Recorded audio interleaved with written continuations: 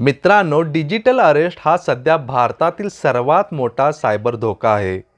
माननीय पंतप्रधान नरेंद्र मोदी यांनी मन की बातमध्ये त्यावर भाष्य केल्यामुळे हा विषय पुन्हा एकदा चर्चेत आला आहे।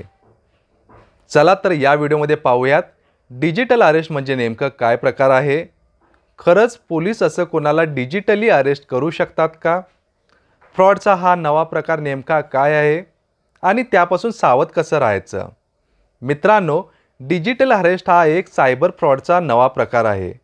यात सायबर भामटे आपल्याला पोलीस, CBI, ED, कस्टम किंवा इन्कम टॅक्स वा अंमली पदार्थ विरोधी पथकाचे अधिकारी असल्याची बतावणी करीत पीडित व्यक्तीला कॉल करतात।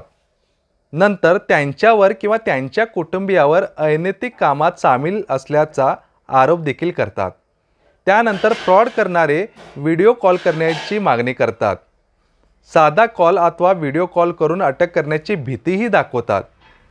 नंतर पीडित व्यक्तीला खोटी कागदपत्रे दाखवून किंवा खोटे ओळखपत्र दाखवून घाबरवले जाते।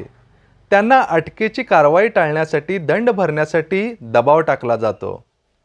मित्रांनो, तुम्हाला प्रश्न पडला असेल, डिजिटल अरेस्ट खरंच असतं का?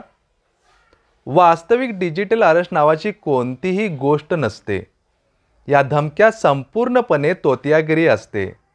त्यांचा हेतू पीडित व्यक्तीकडून लवकरात लवकर ऑनलाईन मार्गे पैसे लुबाडण्याचा असतो।